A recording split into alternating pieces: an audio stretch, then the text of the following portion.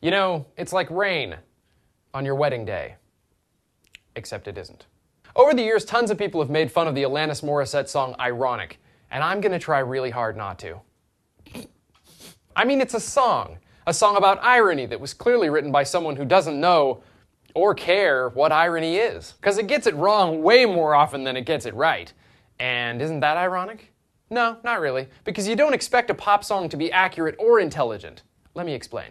One definition says, irony is an expression of meaning by use of words normally conveying opposite meaning, apparent perversity of fate or circumstance. So in simple terms, it's a situation where things work out backwards, the opposite of what common sense and reasonable expectation would dictate. And yet somehow, it's appropriate.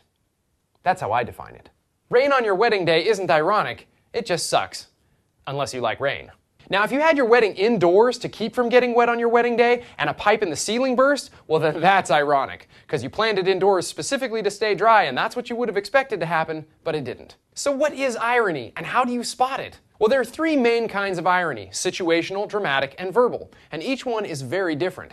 Situational irony is the one I just explained. It's when what happens is the opposite of what you'd expect or what's appropriate. Like, say, a no smoking sign on your cigarette break.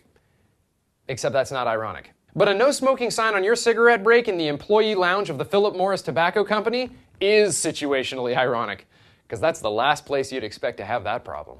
In dramatic irony, there has to be an audience, and the audience knows something that the characters don't. Like how you start watching the movie Titanic, and you know that boat's going down.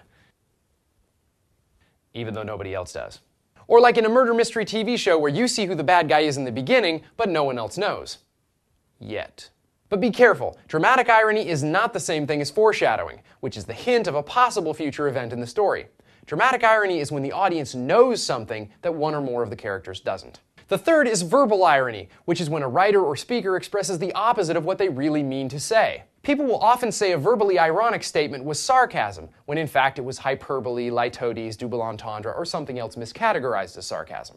Like if camera guy says, "It's hot in here," and I say, "Really? You think?" It's verbally ironic and shares some similarities with sarcasm, but technically it's a rhetorical question. There are other debatable kinds of irony too, like cosmic, comedic, historical, and such, but some people would debate that they're actually true cases of irony. People will debate almost anything. Really? You think? Huh, irony. So that's it. That's irony. And if there were a song about irony with absolutely no irony in it at all, well then yeah, the entire song would be ironic. Which is what Ms. Morissette later claimed was her intention all along. Nice try, little pill, but there are those nagging cases of real irony in your non-ironic song. I just don't buy it. And I didn't buy it. We just thought it's what you ought to know.